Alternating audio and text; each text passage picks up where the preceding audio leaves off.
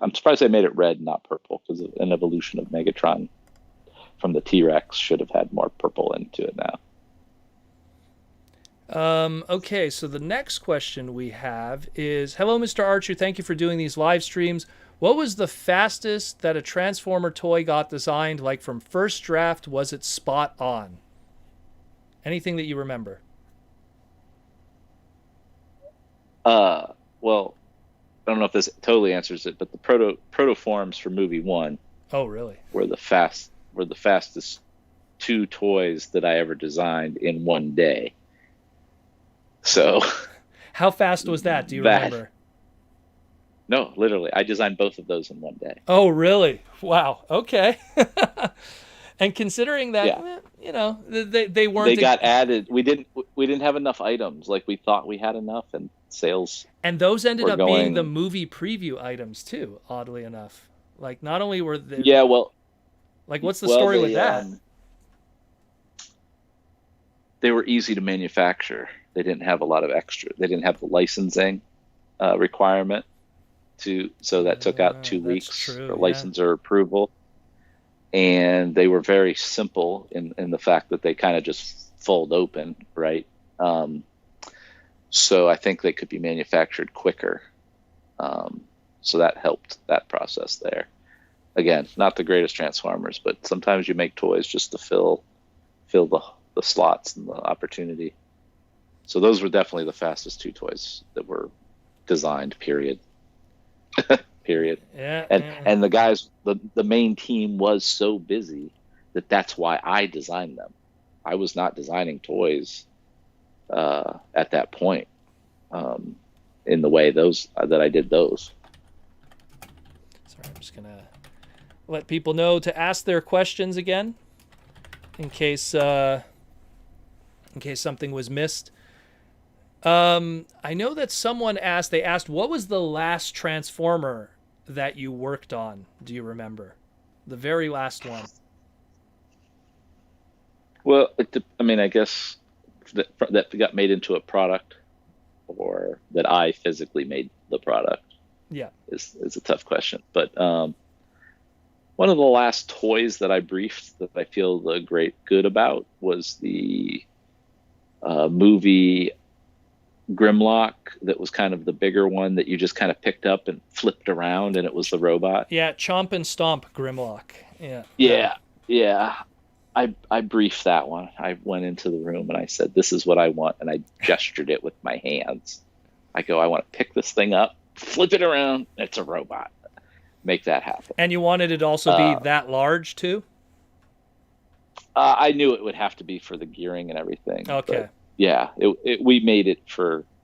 Yeah, I think it was meant for a younger audience. To my knowledge, I'm looking at my collection now. It's one of the biggest, if not the biggest, movie toy ever made. Yeah. Yeah, because. So I worked on. That was probably my last one that I briefed. The last one that the deco for the Green Jet in Classics was the last deco sheet I did. Acid Storm. Oh, okay. Very cool. Yeah. So, would you like to see a solo Optimus Prime movie? Do you think that would work? Or is it something that needs more characters? I have my answer. I don't know. I have my answer. Like, I think you could have. You could, but I think from a business standpoint, I don't think it makes sense. Think how many toys would you be selling? Sell a lot of toys. Yeah, exactly. So, yeah.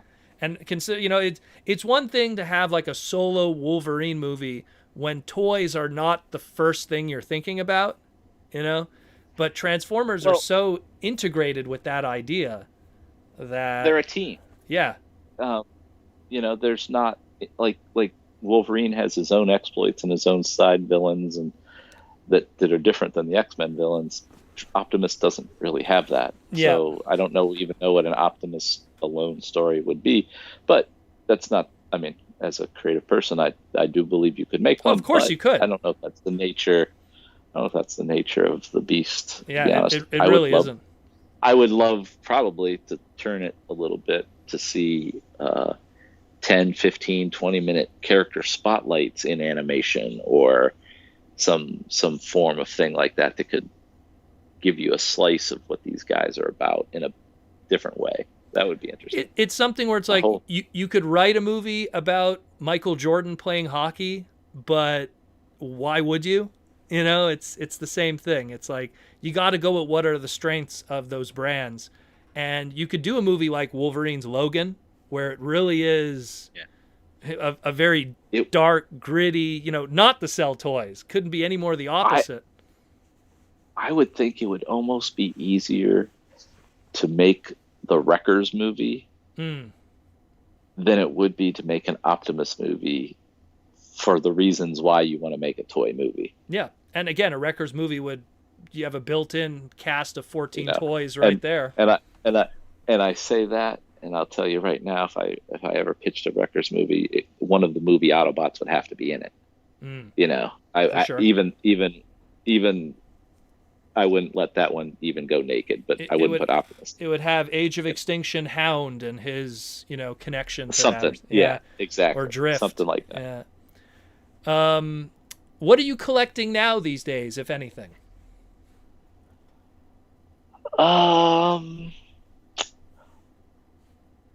That's a good question. Lego, mostly Lego, actually. What a certain generation, new, old? I buy a lot of airplanes and boats. Well, then we need to talk afterwards, because I'm sitting on a lot of airplanes and boats. I know you are, but they're in tubs. You've told me this before. Oh, God, the amount of Mint and Box City. And I am not going to come to your house and separate tubs. God. That is all I did during that first lockdown, was just build that. I want that out of my garage. I don't even... I am the worst human being to be owning that stuff. Because I found digging through that, I'm sorry for all the listeners that have to hear this. I was digging through that stuff, and I ended up finding out I owned this like postal truck that's like worth like $400, because it was like a Lego exclusive to the Smithsonian or something. I don't know.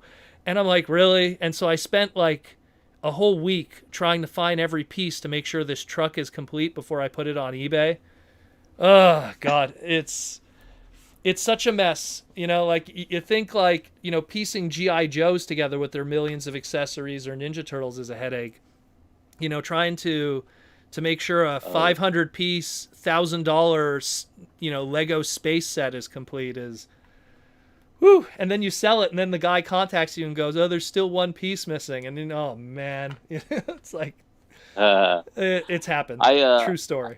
I have been collecting some of the more independent action figure lines, like Glyos system. Okay. So I do indie guys, some of that stuff.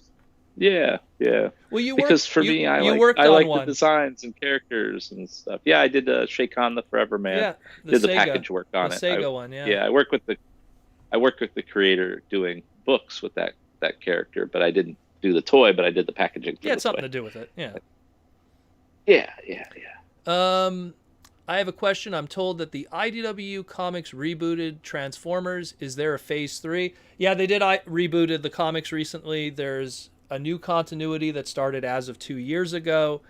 It's okay. It's a slow burn.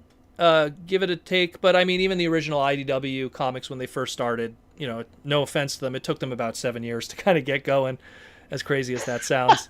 It did. It really did. It took about 7 years. 7 years. No. Well, 7 years and 12 feet of Alex Milne. Aaron, those lines for James Roberts and Alex were after 7 years of no James and Alex. No joke. Like, it wasn't until they really went to pitch did people really started caring about those books. Did they sell? Yeah, of course the books were selling before, but I think people weren't really as emotionally invested until those two really took the reign.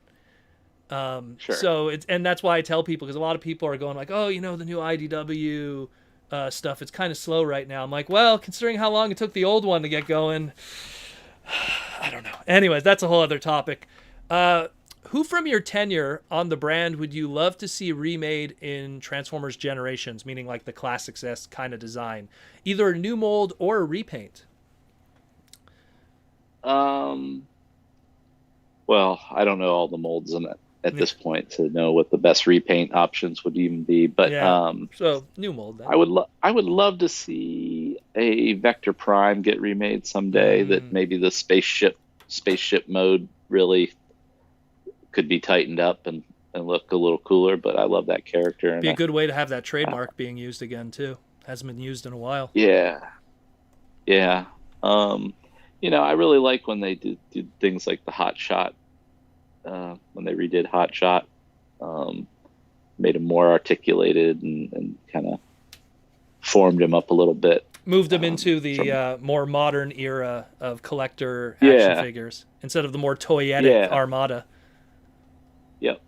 So that's fun for me to see. So I don't know. I would like maybe Vector Prime's probably up there. Maybe Scavenger, but I don't know if Scavenger Armada I would Scavenger. I would like to. I love Scavenger was a really good character in the fiction, and it was such a shame that the toy really was, well, a lot of the Armada toys kind of suffered from that, but his specifically was very, gimmick based, that walking feature. Yeah. So like I would personally, I would love to see that character get a more, collector based kind of interpretation. Officially or third party. I would be down for that. That's a character that really needs Bite your tongue. Bite your tongue. I know, but it's just it's so sad that recently that's kind of been the thing. That's kind of been the thing, unfortunately, where a lot of that Unicron trilogy stuff is finding their place over there because I think, and I've said this before on the podcast, I think Hasbro's waiting for an anniversary year. I think because 2022 will be the anniversary year for Armada. So I feel that that's the possibility. I could be wrong, but we shall see. We shall see. First, let Aaron know that fans are thankful that he pushed for Optimus to look like Optimus in the live-action movies. And did fan input help make Energon a continuation of Armada? Interesting. I've never heard that. Was fan input what made Energon a continuation of Armada? I didn't think so. I've never heard that at all. No, not in the U.S. side eyes. No. Yeah. Well, not only that. Again, Takara had different. I remember views. Pat Lee, who at the time was the head dude of Dreamwave Comics. I remember he was even talking about this is when Armada was still a thing. He was talking about the next series and how it was going to be a continuation in a new book. So, and that was way before we even knew the name Energon. So, I mean, I've never heard that. I always thought that was just going to be the next iteration, especially at that time. When you really think about it, we weren't really in that reboot heavy world that we're in today, where every series is a new thing. So we actually kind of had an expectation. No, I was. Go ahead. Yeah, I think my nature would have naturally been to kind of keep building on it was so laborious to get those names back and kind of solidify what the story was and those basics. It didn't seem right to have to tell that story over and over and over again, but I guess that's what we do now. But at the time, it was like, why would we throw all that work away? Let's just keep building on it, adding characters to it.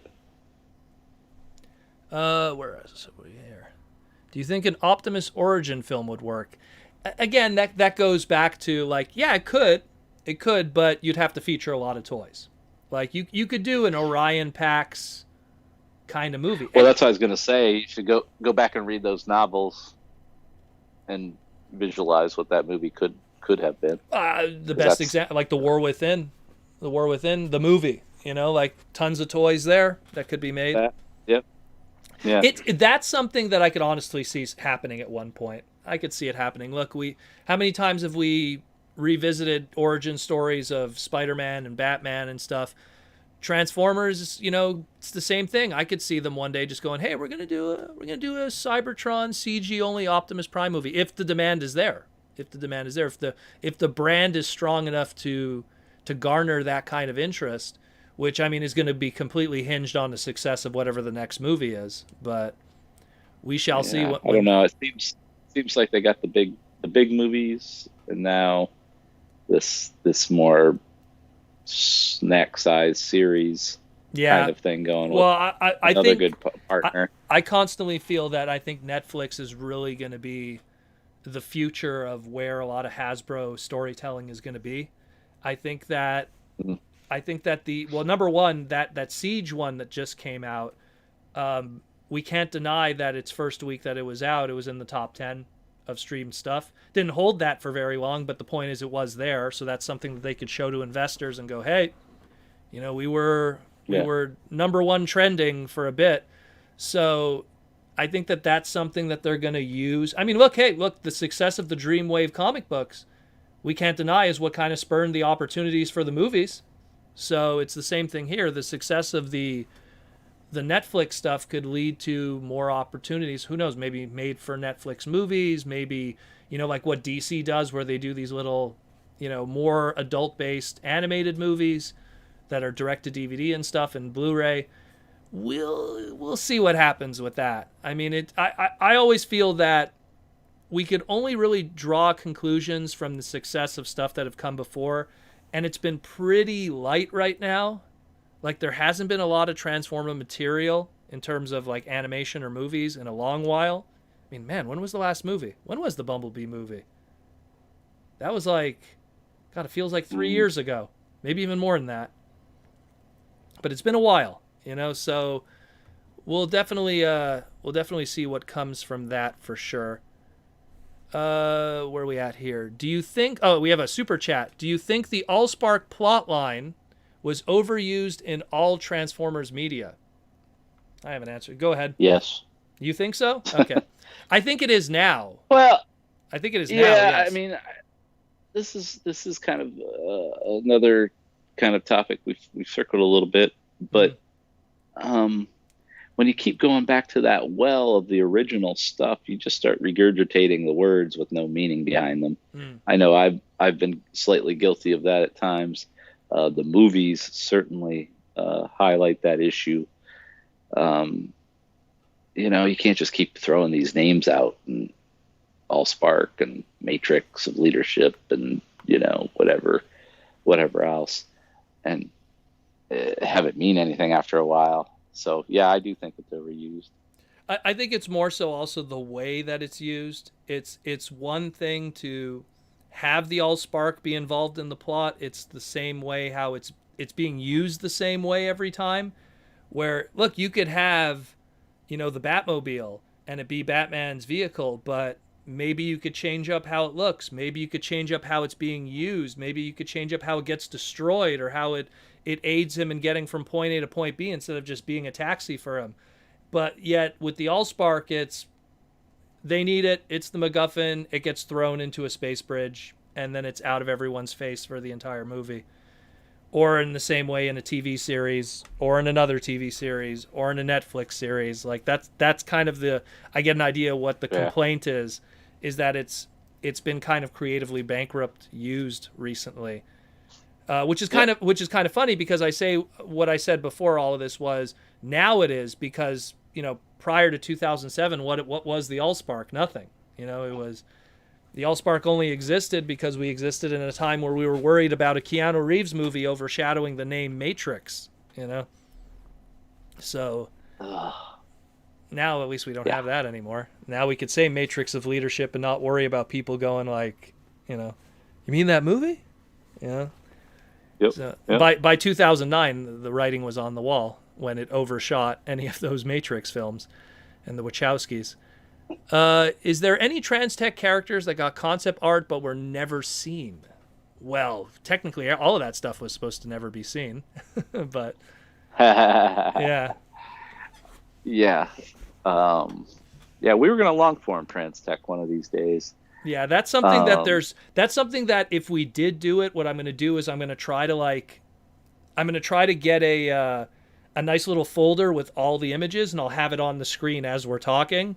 Like that's something that I want to do in the future with a lot of these streams, where while we're talking about stuff, we could have images going like, oh, you know, they were going to do a sound wave and it was going to look like this, and then you could talk about it or something. Because there's a lot with TransTech. That's a whole interesting story, that one. It always fascinates me, that one, because I think a lot of people, the reason why they like TransTech is because in a way it continues from Beast Wars and Beast Machines, and I think that's what I think fascinates a lot of people, because they love those two brands, more specifically Beast Wars. That TransTech would have been a continuation of that story. Yeah. Would have been a trilogy when you think about it. You know, it would have been a part of that like Beast trilogy or something. But yeah, continue. What were you gonna say? Sorry.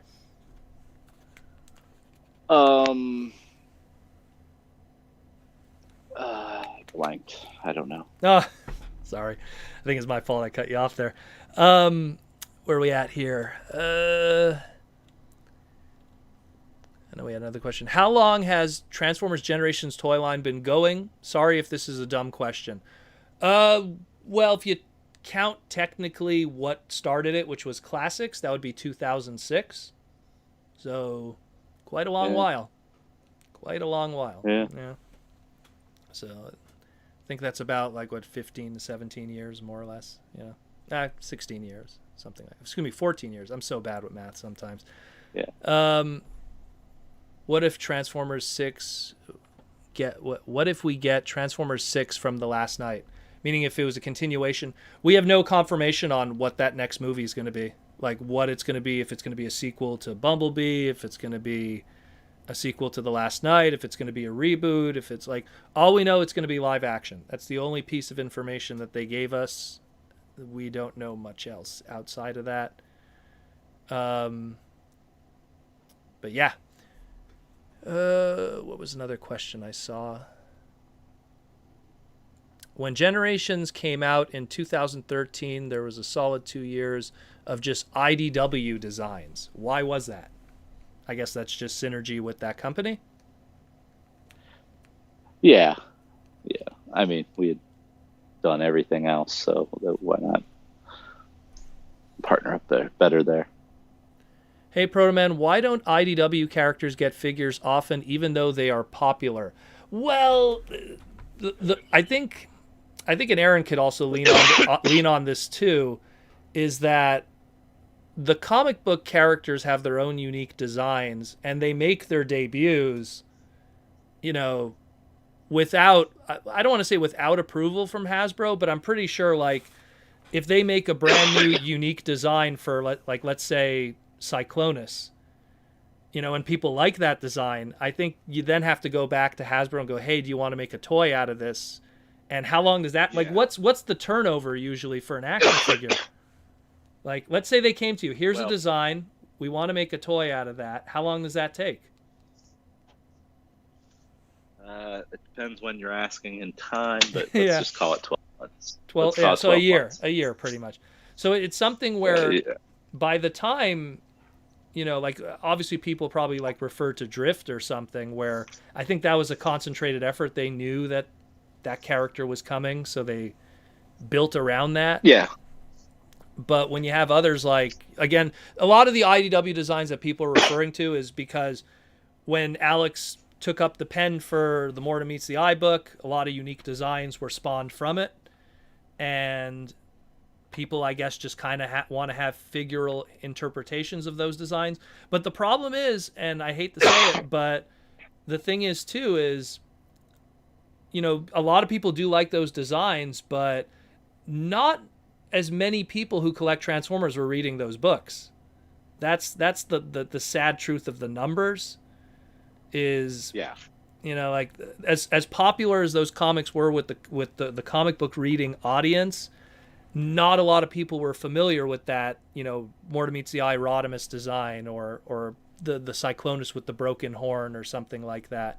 And granted, yes, some of those designs did find their way ultimately in the end to toys, but it took a while.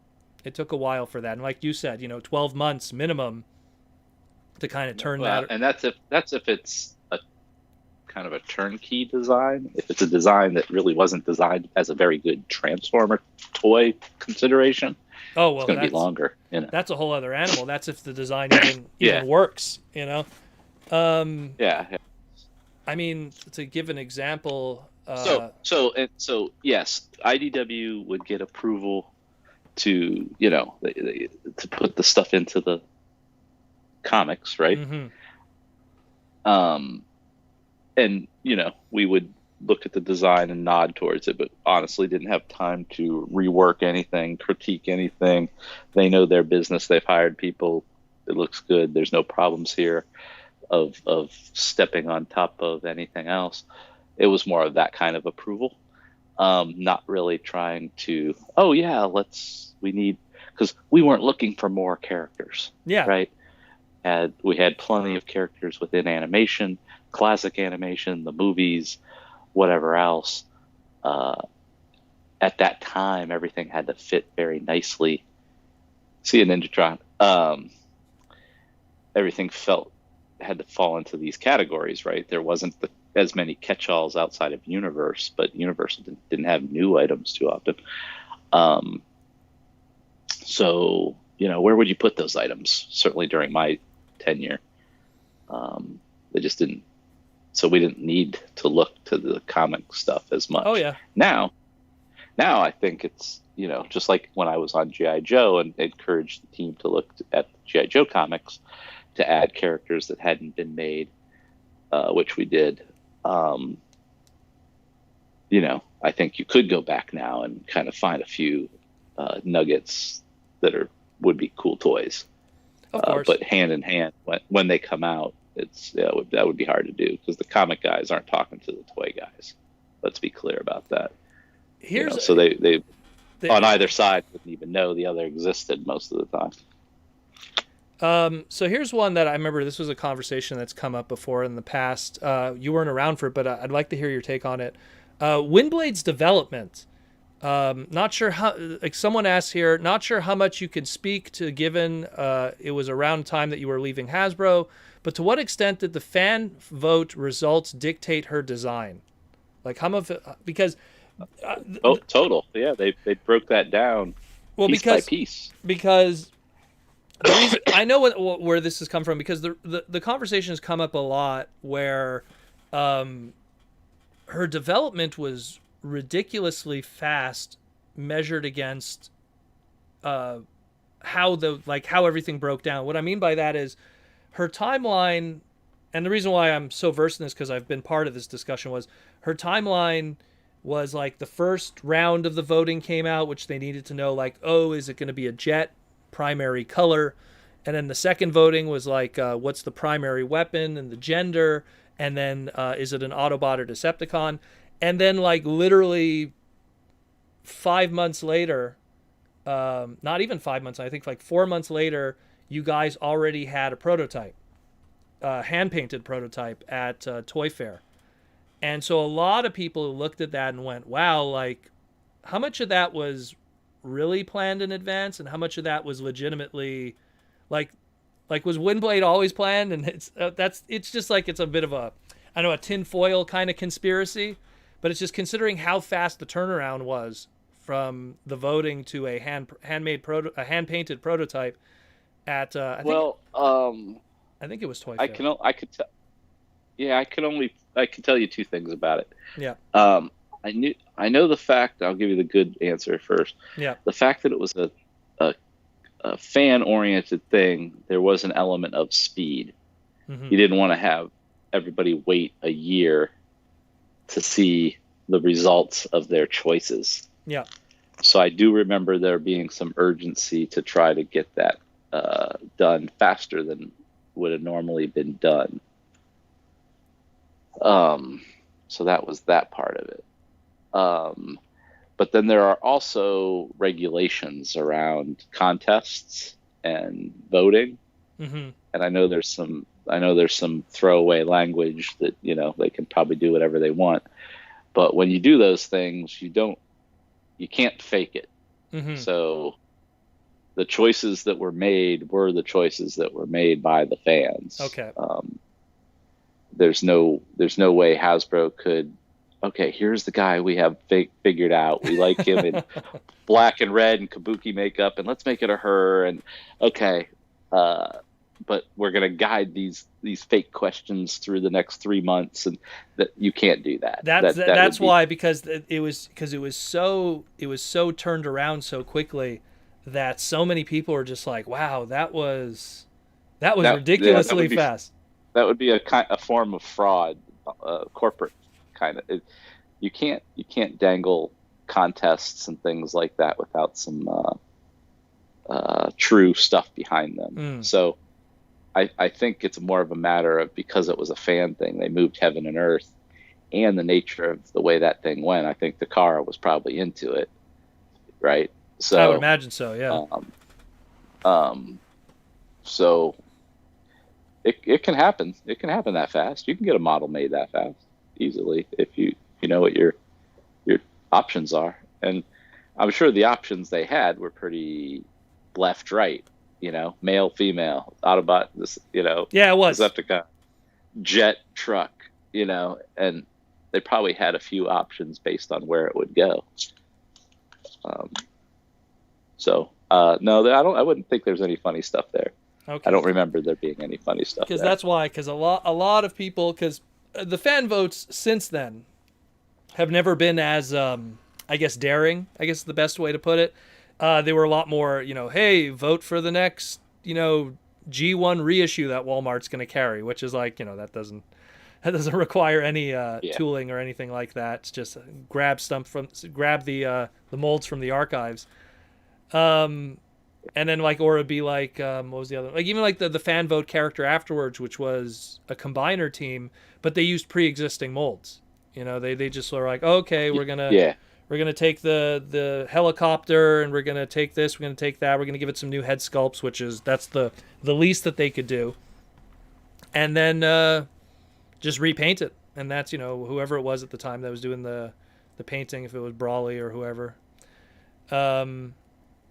But yeah, so good to get an answer on that, because that's always been one a lot of people have been wondering, because then Windblade would go on to kind of almost be like the face of the brand in a lot of different areas, especially today. Today she's practically everywhere. She's always on. She was like the face of the Bumblebee TV series, whatever, Cyberverse, and so it's people always wondered like how much. Well, of it was... she's got a lot of good things going for her. Oh yeah, compared to some of the other female characters. Yeah. She's not a motorcycle. She's red. Well, it was just that's the primary reason. So it's good to finally get some kind of answer of that. I don't know if you cover the Black Series, but do you know why the quality is declining? Well, that's Star Wars. I don't know. You'd have to talk to people. I know that I don't know. Are the new Black Series made in Vietnam now? Because I know at one point they were made in China. So if they moved everything to Vietnam, pick up one of your latest Black Series figures. Check the back. You might get an answer there. Where are we at? I know there's diversity in the fandom is different now, but than it was back then during the Unicron trilogy. But did you ever want to have more diverse characters in those lines? Example, more fembots. I know you mentioned that a little bit with Cybertron. You guys tried to do that. Yeah, I mean, I think I'm a product of my time in that regard. I don't know that I focused on it too much, or there was anybody asking for it beyond the kind of fans we meet at BotCon. At the end of the day, it was a boy brand, I mean, that was the mentality that everything was operated under. I mean, it's different now, and I don't think I'd handle it the same now. But no,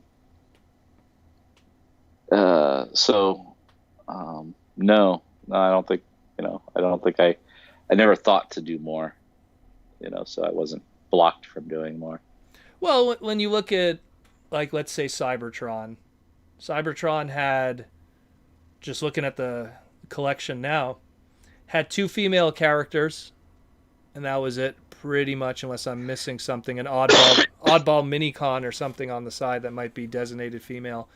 But I mean, I think that you know, at the end of the day, when we're talking diverse among Transformers, I think the goal is more diverse alt modes than it is gender, if anything. Yeah, What would I worked harder to get submarines and things into the line than I yeah probably did girls fembots. yeah well Yeah, and especially at different times when you were working, it was just more how do we get an Elita 1 toy even made, because back then when you were with them it was a whole different goal. If you were going to make a fembot, it's more like, hey, how about we finally do Chromia?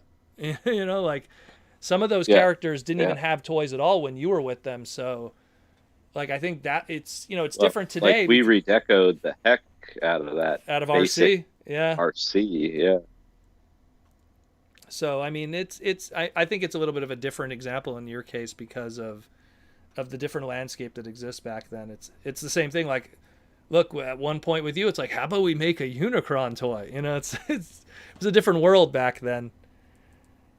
Where are we at here? Someone's asked how about RC Overdrive and the Decepticon one? Yeah, exactly. That's what I was talking about. Like how, yeah, there was female characters, but again, it's a little combination of a few things too, because with Hasbro, it's like if you have female characters, do you change the gender of pre-existing trademarks that they've leaned on all these years, or do you create new characters and new trademarks? You know, like which is another thing too, because when you have all these characters, hundreds of characters, no joke, so many trademarks, which is easier, make Bludgeon female or make a brand new trademark that's a female character, and that character takes a slot in your 4 deluxes per wave, or 4 scouts per wave, or 2 voyagers, 2 leader class. So there's that whole conversation too that I'm sure comes up. I mean, you have characters like someone said here, Strong Arm, which was a very good character but keep in mind with Strong Arm was a pre-existing trademark. That was the name of one of the Omnibots from Energon. Or excuse me, Omnicons from Energon. So they just took a trademark that pre-existed from the Energon toy line and went, well, no one really remembers that name Strong Arm on that Omnibot, or that Omnicon, excuse me. Why don't we repurpose it into a female character? And it was a good character. I liked Strong Arm in the TV series. Hasn't been revisited since, but I mean, it is one example of how one could do that, is take I guess I could use the term a quieter trademark, something that didn't really shake up things. Kind of like how, like, we have Lugnut, the animated character, but we had a character named Lugnuts in Cybertron that no one even knew existed. Or there was a character called Bulkhead in animated that, very popular character with fans, but that Bulkhead trademark existed from a Energon toy. That was that green helicopter. No one remembers that. So we like that name. Yeah. Yeah, so you could take some of those quieter trademarks and kind of turn them into new characters, and if you want, change the gender even, and make something more interesting. But that's a deeper conversation, because it all starts with, is it going to be in a toy line that has a cartoon? Is she going to be a prominent part of that cartoon? If she's going to be in that cartoon, does it make sense for her to fit in the rollout of that first wave, second wave, third wave, compared to some of the other characters that are in that show? Look, the best example, look how long it took for RC and Cyberverse to get a figure. It literally took to the end of the line for her to finally get a figure in any scale and any price point, just because the opportunities weren't there. You got to make sure there's a Bumblebee. You can't tell me you're going to put your nicher female character over Bumblebee or Optimus Prime or Starscream or Megatron or Soundwave or Grimlock, and then if there's any characters that actually get featured too. If she's a featured character like a Windblade, it makes sense. But if it's not a featured character, then that's a whole other animal. I'm going on a rant, but the point is that there's more of a cycle to that people need to understand when it comes to deciding on those characters even existing. So, which is again something Yeah. something very unique to Transformers specifically when it comes to that conversation. It's a conversation that almost would never exist when it comes to, like, let's say Marvel toys or Star Wars toys. It's like, you know, that's it's not as easy to say that, oh, well, we need more female characters in Star Wars. There's tons, you know, and they'll pull those characters because it's not as I don't know, it's not as malleable a world as Transformers is. I find Transformers, you could just kind of drop in new people all the time and go like, oh, this guy's always been around. It's a red repaint of Starscream named Red Wing. Live with it, you know. It's like, it's kind of how it's always been. Where is another question? What is with Windblade's personality in the early comics outside of her own miniseries and with the Prime Wars trilogy cartoon appearance? Well, that has to do with the writers. You know, that was Sarah Stone, and I forget who the other individual was that was working on her first mini. But that's really just the writers and what they wanted to kind of how to depict that character. And then when you go to a cartoon series, it's a completely different group of writers. Look at how Grimlock is written in one series to the next. It's always a little different. Yeah, there's a little bit of the spirit of the Greg Berger, you know, Sunbow production Generation 1 Grimlock. But everyone always takes their own little spin on it and different ways of writing it. I think Optimus is like the only one that's pretty much dry and consistent always. And a Starscream. You know, there's certain ones that are just, they're hallmarks, and that's just how they'll always be. But in general, you know, they kind of try to do their own thing. I think that you have to understand, especially for someone that's a writer, if you're not being creative and original, why'd they even hire you? You know, you kind of want to. Yeah, they don't always want the old show. Well, it's not only that. It's like if you were just going to show up and then regurgitate what other people have done in the past, they almost would look at you and then go, then why do we even hire you? You know, like, I think that shaking up a little bit also kind of gives that writer a little bit of like, hey, look what I did that's different that people enjoyed. Hopefully. That's the other part of it. Hopefully enjoyed. So that's why sometimes you end up with different interpretations of the same characters. Otherwise, you know, you're just stuck doing the same thing. Was there another purpose for killing off all the G1 characters in the 86 movie, or was it to get new characters on shelves? Completely that. Especially if you look at specifically at which ones were killed off in that movie. They were all 1984 toy line product. So if you're a 1984 Transformer toy and it's 1986 in August in the movie theaters, how far removed are you already from something that's no longer on the shelves? So kind of makes sense. We look at it today in an internet world where we could go onto eBay and buy Brawn or, you know, Prowl very easily. But when it's August of you were going to say, sorry? Yeah, I mean, just the toy industry was such back then that yesterday's news was yesterday's news in that old sense. Mm-hmm.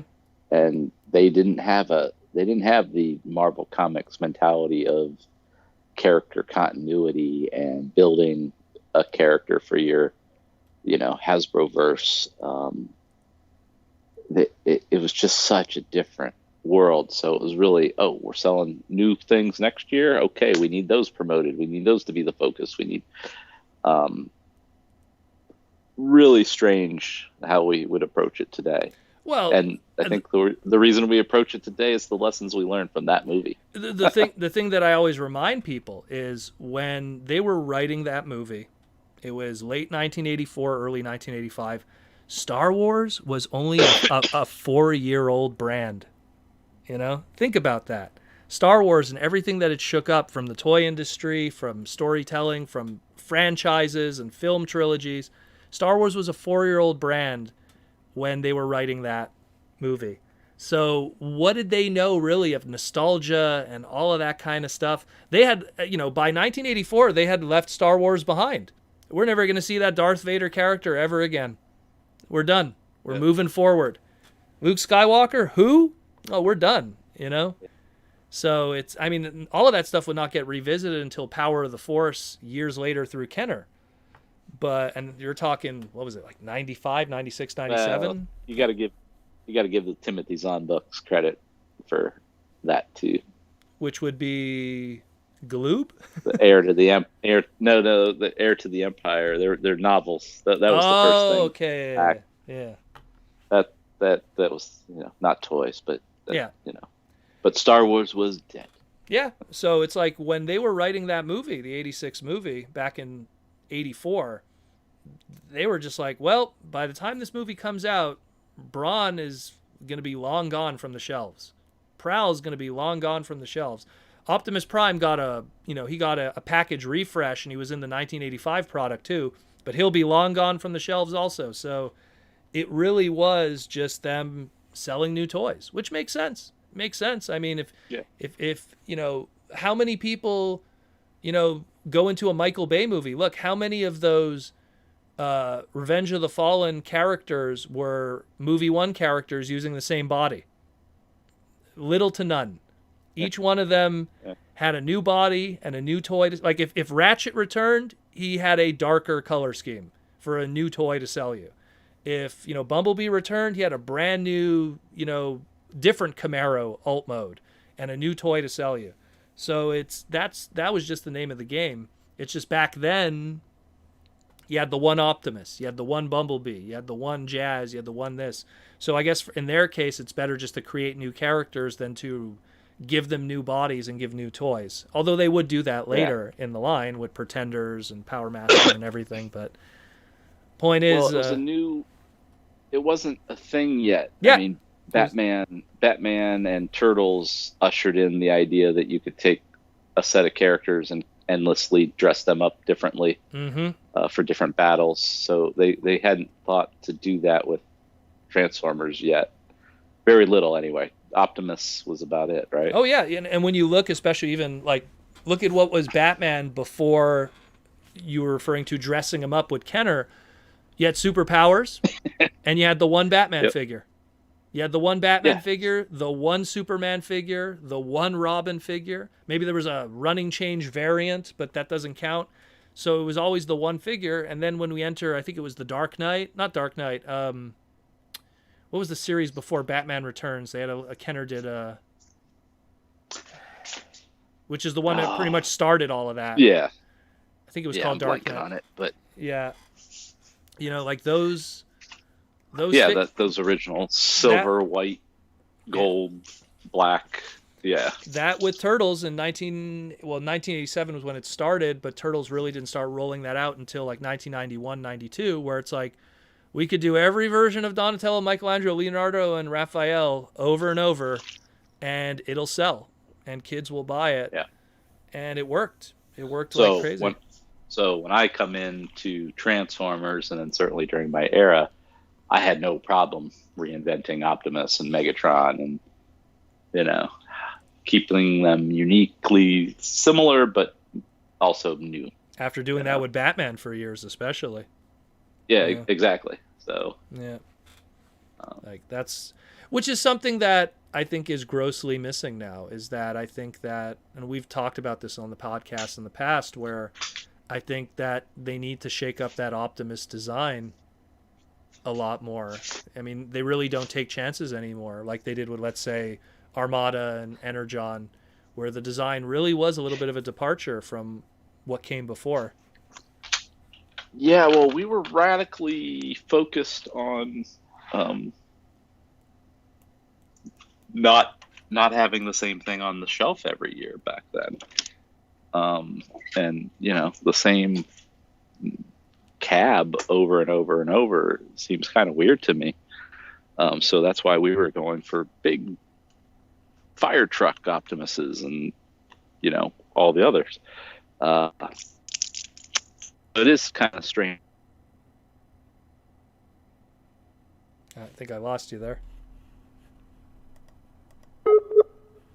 Oh, I think I lost you, Aaron. You go into a part of the house that doesn't have good Wi-Fi. I guess so. Yeah, that happens to me sometimes too. Don't walk away. Don't walk away.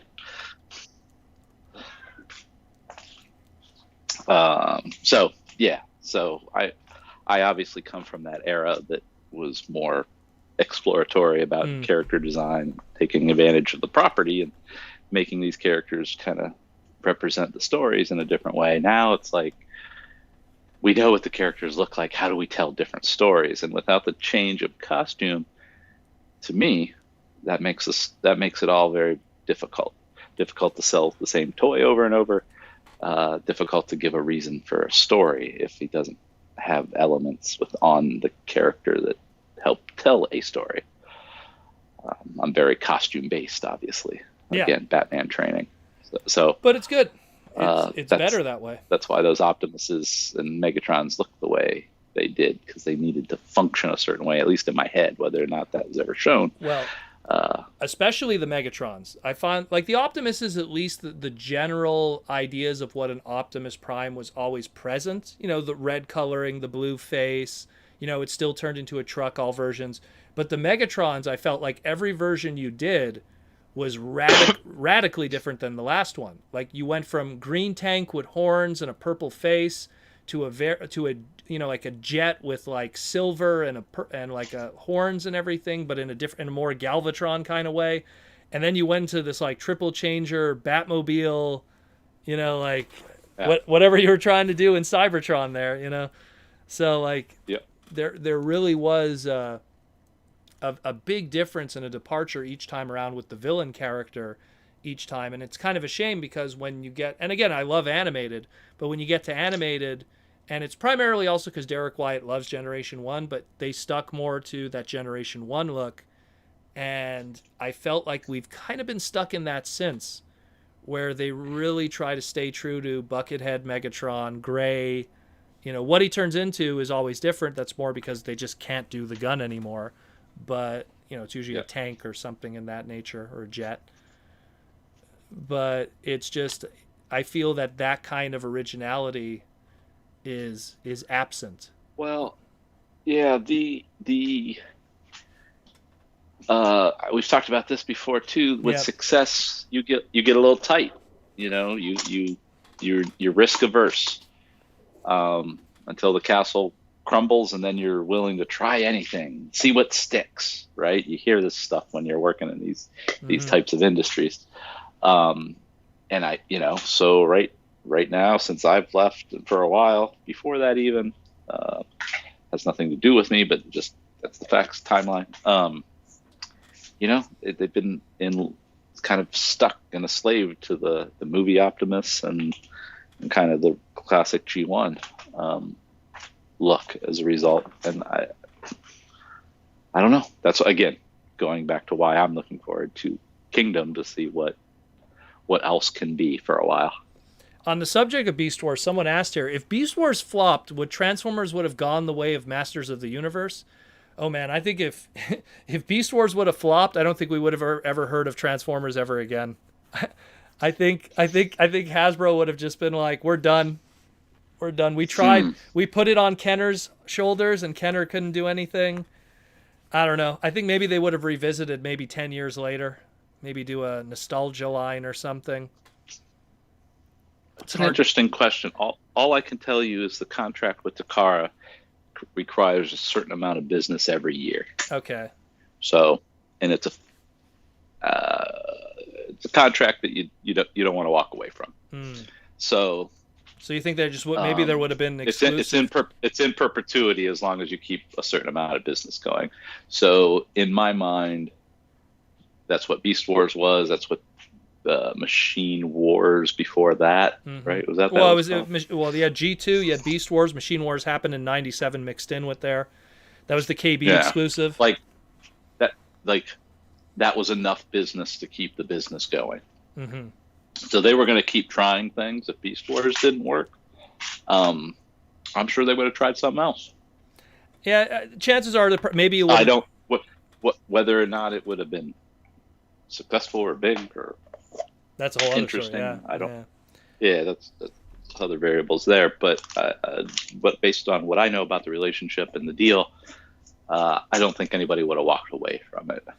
I think that probably maybe like you said, Takara also has an maybe it would have just been more Japanese exclusive material, which did exist in the past. You know, there was times where when Transformers was quiet, it still had product, but when it was quiet, Japan was the one getting exclusively TV shows and comic books and stuff like that, where, you know, we had toy lines, but they were pretty limited to everything Well, it else. could also be, you know, if I'll just throw out weird scenarios that imagine Polly Pocket is big and Beast Wars failed, and we go, oh, you know what, we're gonna do a girls Transformer line.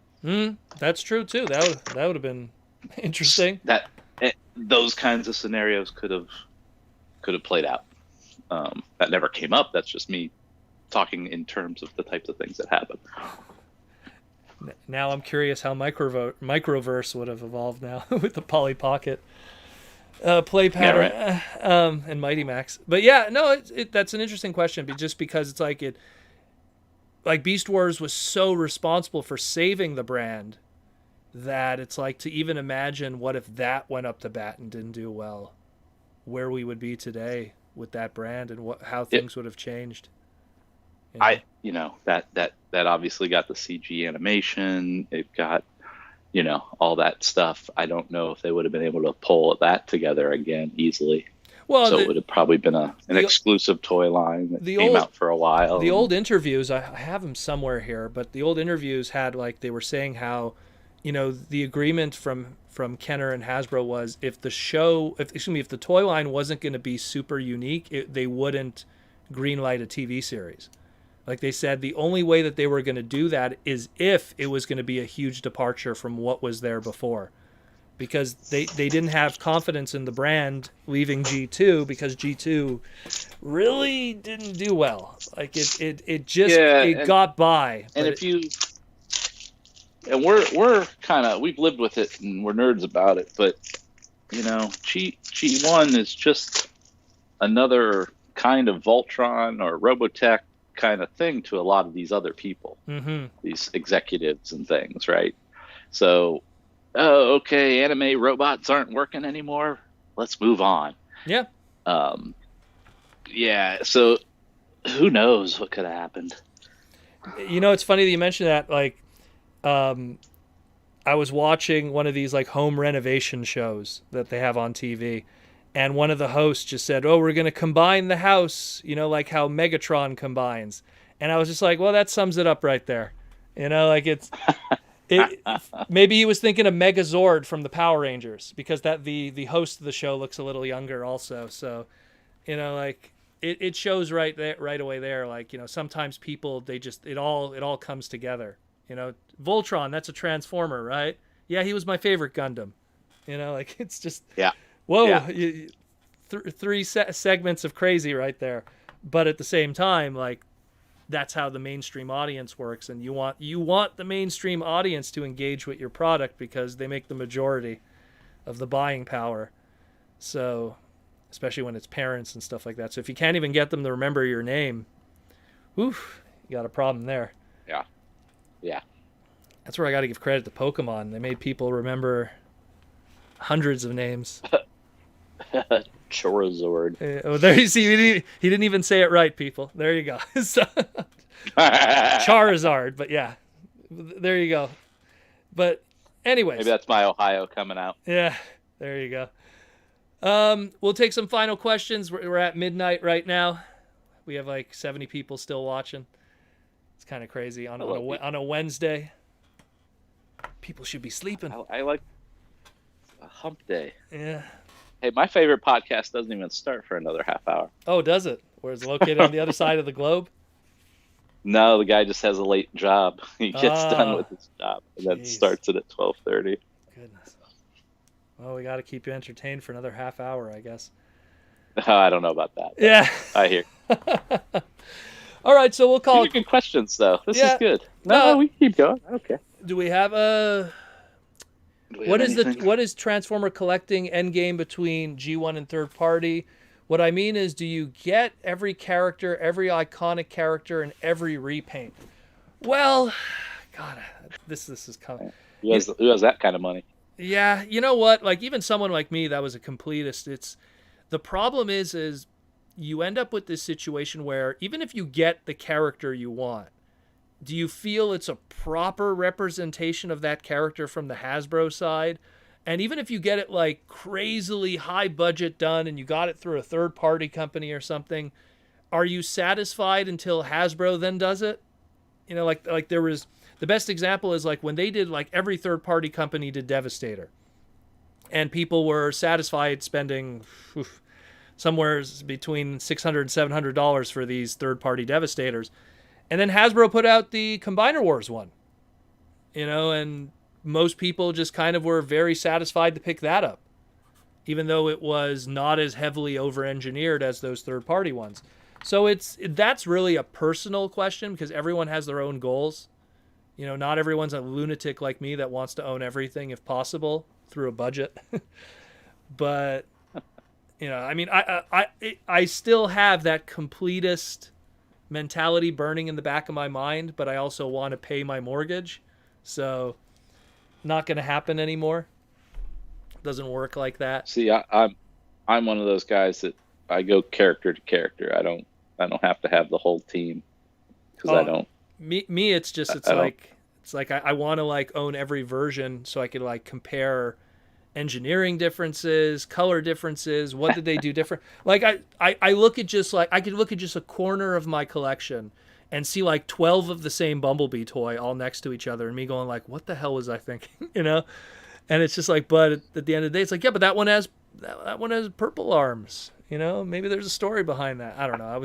I was so nutty back then, like, especially during those early movie toys when you had like power core combiners, robot replicas, you know, all those different, you know, how many times could we sell you the same movie character in 12 different price points and then take that same mold and paint it 12 different ways?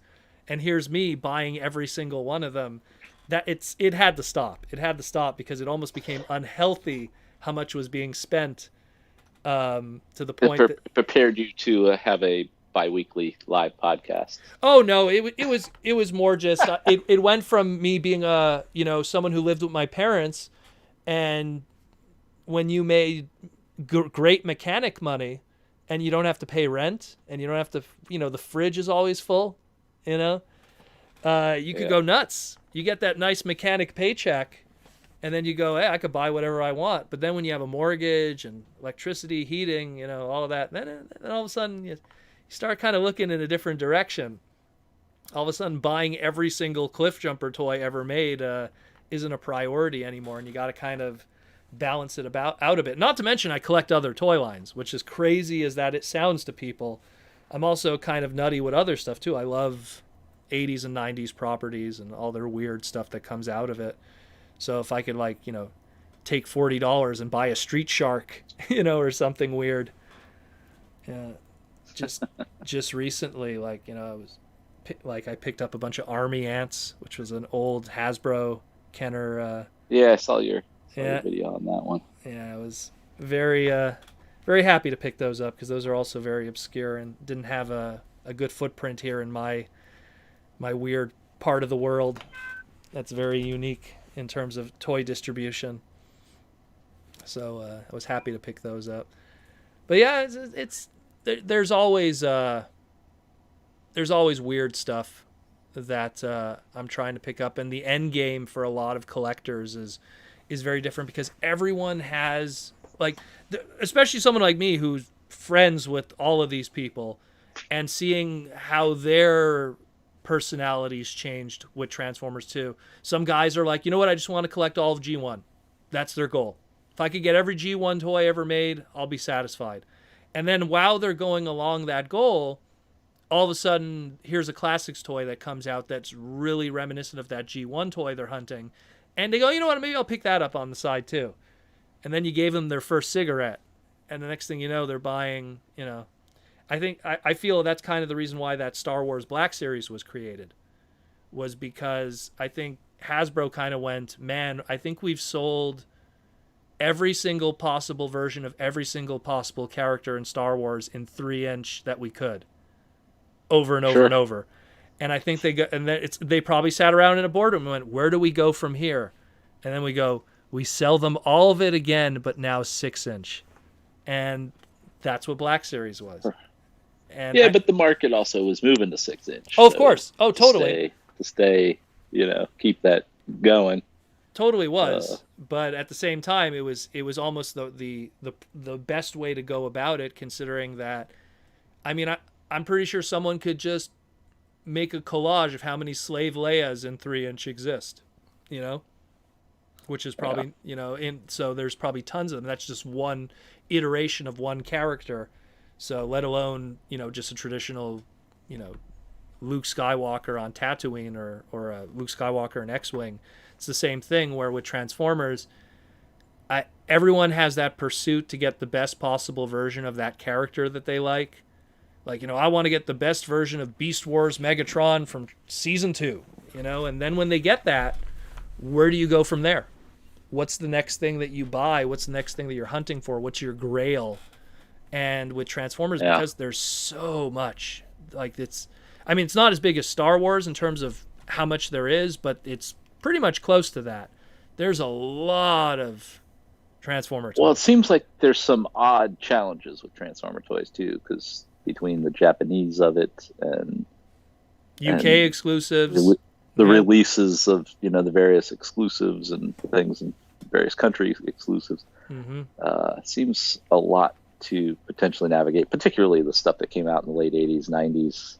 As a completist, it's bananas. Yeah. I'll tell you, like, if you're someone who's coming into the game now and going like, I want to buy Japanese G1, you're talking some of those Japanese G1 easily individually before you even have a box with them, $500 to $700, so which is mind-boggling when you think about it.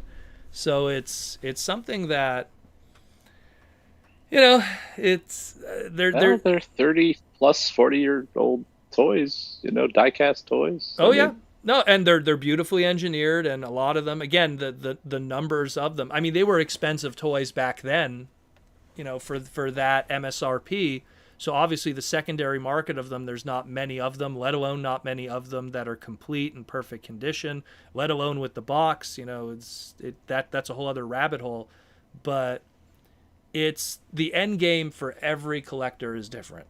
And I've seen guys get out of the hobby because they couldn't keep up anymore. I've seen guys get out of the hobby just because they saw how much they could get if they sold everything. I've seen guys who stick around and they just really dial it back heavily. They just go, you know what? Yeah. I used to buy everything from every new wave, and now I just pick and choose from every new wave. And then you have guys that they didn't get out of it, but they maybe buy one figure a year and it's a masterpiece or something. And then there's guys that completely went third party, which is crazy. I've met guys that's all they buy, really. They just kind of appreciate that kind of engineering. Well, after years, I can see that. I mean, after years of collecting the toy versions of these characters that everybody's invested so much time in, it'd be cooler and better to have high-end versions of those type characters. I look at them as like they're like indie guys. You know what I mean? They're like they appreciate that get that. It's like instead of like buying a name brand famous beer, they go for that craft, indie beer made locally, blah blah blah. So it's kind of the same kind of thing where they're going for like, oh well, this isn't Hasbro's leader class Optimus Prime. This is the DX9 carry that had it's heavily engineered and made to look like this version of the character, and because it has no price point limitations or budget that they have to worry about or safety regulations, it can look the specific way that the creator intended it to be, and as a result you get some pretty nifty products. Well, I'm not big on third party, but once in a while they'll show me something that makes me go, okay, that's really cool.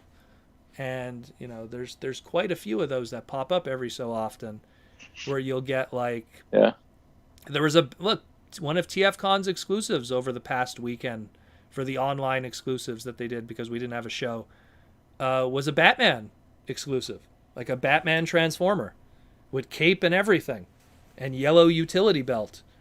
And I think I saw that. Yeah. I'd be lying if I said thing didn't intrigue me to death, like that was because that's something that, I don't know. Todd McFarlane right now has the master toy license for Batman stuff. I don't think he's going to be playing ball with Hasbro anytime soon. So it's something where those are stuff that I don't see happening in a while. And if I could get something that kind of does the job, and not to mention the way that those ones are done, they're definitely not done in a way that Hasbro would have done. I mean, I look at how they did the Marvel Transformers, and those were done pretty simple. Ugh. Yeah, those were done pretty straightforward. They're pretty straightforward. Yeah, exactly. And so if you want something that's a really crazy, complex, Transformer Batman, sometimes you got to look to those weird places. Same thing. I'm a big video game guy. I love my video game merchandise. When Matt, I forget what company it was. I'm looking at them right now. Oh my god, I forget their names. But all this stuff is. Oh, sorry. No, I was gonna say like when they did those Super Mario and Luigi Transformers, I was all over that. Like no tomorrow. Because I knew Nintendo would never in a million years do that. They are so picky with their stuff and who they work with, that to do like a Transformer or Super Mario would never happen. So I was 200% behind something like that, just because it's just fun, What you were gonna say? Sorry. Again, I was losing track now. Aaron, you're losing your sharpness. What's happening here? Yeah, it's only midnight. Yeah, it's true. Yeah, it's true. I keep seeing the same question here. I do like the new Kingdom Dinobot. I like the Kingdom natural poses and natural sculpting they're trying to give all those animal characters. I think that's a nice new way to present it. I mean, if you look at Beast Wars, we can all agree that Tarantulas and stuff is pretty bulky, and they don't look like the animals, right? Yeah. Razor Beast, and some of them are pretty heinous in some cases. So I do like how they treated Rat Trap and Dinobot and even Cheetor. What I've seen so far.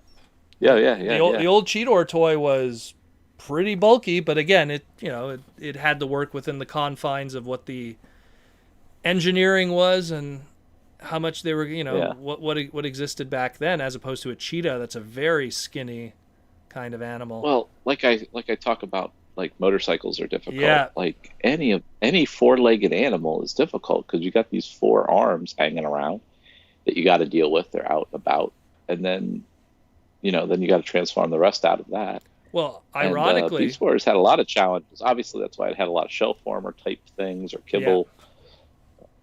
Yeah. Or stuff that made weapons that was part of the body. Yeah. As opposed to with Transformers in the past, weapons were rarely part of the alt mode. It was usually just something that was on the side. But you mentioned even like motorcycles. Like the very first two Transformers that turned into motorcycles, they went out of their way to make sure that those were motorcycles that were like one of the very first ones was Groove, which turned into like Chip, that motorcycle, the police. I forget what they're called. But they're very wide base motorcycles. Like they purposely chose that alt mode for a motorcycle because they needed something that had all that girth. And then the second one was Wreck-Gar, which really didn't have to stick to any kind of specific brand or look of motorcycle. So they just made some wide looking block of a vehicle that turned into a robot. So those very first two were able to get away with it because of what they turned into, what kind of motorcycle, because the engineering wasn't there to do these skinny, car mechanics. When we look at motorcycles, it's a car without its paneling, because a motorcycle is a car with its engine exposed. That's what it is. It's like if you took all the panels off of a car and it was just the frame, the guy driving in it with his seat, and the engine exposed with his wheels, that's a motorcycle. That's literally what a motorcycle is. That's why they're so loud when they drive by, because the engine is right there in your face. You could hear it. So it's toughest form to make a good, compelling Transformer. Yeah, motorcycle. Easily. That's why they always usually. Well, I did make a skateboard. You made a skateboard happen. I'm not going to count that. You know what? It's something where if you could ever like revisit it in a larger price point, like take like just like how you did that Grimlock that's like huge. Now you could revisit a life size 1-to-1 scale skateboard transformer, but now because it's a 1-to-1 scale, you have a little bit more of a budget. It'd be very interesting to see what you could have done back then. Yeah, Crazy. 1-to-1. Like that outsized Cheetor. Yeah. Oh God. That Cheetor, man. Which I'm a fan of Shogun Warriors, so I like that big Cheetor, but I understand why it's kind of out of whack to everything else. Well, you know what? I think that was when that came out. That was like at the end of. That was at the end of Beast Machines, and I'm pretty sure they probably just wanted to do like one big figure, just like how they did with Optimal Optimus. Optimal Optimus came at the end of Beast Wars. So I'm pretty sure they were just like, oh, what's one big figure we could do to cap this off? And I think it was even the same with Robots in Disguise. You had... Well, it was funny. Like, if you look at it, we inverted it back. Like, in Armada, the leader class was a main character, but had a lot of feature. It was like for Optimus, right? They kind of went with the idea of, like, let's take a popular character and just make it big, rather than maybe do I don't know, what would be a giant creature they could have done, another dragon or something. Yeah. That would have been big. So, I don't know. No, I agree. Faulty thought, an attempt of a thought process there that didn't quite pan out. Well, and again, let's take a main character and make it big. Having that huge Cheetor, I mean, I guess they really wanted to make something that was the size of a house cat. That was always the selling point that I kept hearing over and over. It's the size of a house cat. Even a smaller house cat. Weird. I don't think the skinniness of that thing helped. Oh no, unfortunately. Well, that was just by design of what it was being based on, because that Cheetor design right out of the gate, when it was a mega scale back in 2000, was already super skinny. I always found it funny because those mega classes, the first two that came out for Beast Machines, both of them were, and it's not to knock Hasbro, but they were horribly overpriced for what you were getting in terms of plastic, I think it was. And I'm pretty sure Hasbro made some good money on those ones if they sold well, because the Cheetor was like, when you really look at it, considering like what megas were prior to that with Beast Wars, like Baboom and Inferno, and some of those like beefier, had tons of plastic and gimmicks and spring-loaded missiles, and here's this Cheetor that was super spindly, a little bit of chrome, little sword, and that was it. That came from the tail. And then the Megatron, which was the casemate, was they took a deluxe figure and they somehow managed to put it in a mega packaging. And I remember a lot of people pointing out that it was the dragon one, but they shrunk it down. Oh yeah, that thing. And it was like, if you actually took that out of the packaging, you're like, this is a deluxe toy that they Cape Dragon. Yeah, the Cape Dragon, exactly. Like where they just, and again, but that's Beast Machines. Beast Machines had a lot of like stuff that made people kind of go, that's a whole other story. I have I have an appreciation for Beast Machines now when looking at everything in in hindsight, but back then there was a lot of hiccups with that. Yeah. I mean, the individual items got a lot of unique little features and things, but we've gone down that rabbit hole in the past why it didn't work. Someone asked, Aaron, have you ever considered teaching art classes on the side? Well, I do at the TF cons do a seminar where we do different things, not always art class related. More creative. I've thought more creative thinking process. I haven't necessarily. It's something it's something that would be interesting, because in the past we've had people that would do like art teaching classes. I know even Ninjatron did one, I think, one year. And I think Alex did one. Alex Milne did one. These are like the early years of TFCon. We're talking like 2000, 2007, 2008. And believe it or not, I'm not necessarily the best suited to teach someone how to draw Transformers. As a design guy, more than a comic guy, I kind of draw them front, back, top, bottom, technical wise. But if that's what somebody means, but I definitely am suited to help people think more creatively, think about the end results and all that kind of stuff that goes into design and creative thinking. Have you ever built a Transformer out of Lego? I don't think I have. Even when that BTR line was around. Yeah, no, I mean, I think I always put on a positive spin on all that, but those were different teams and had different ideas about the brand. And, yeah, I have quite a few so of those. It's kind of like, and whatever those guys do over there, they're going to do over there. And, it's easier to not pay any attention than to be disappointed. Yeah, a lot of people are not a fan of that. That's one thing where even looking back, there's not much fondness from Transformer fans with that line. No.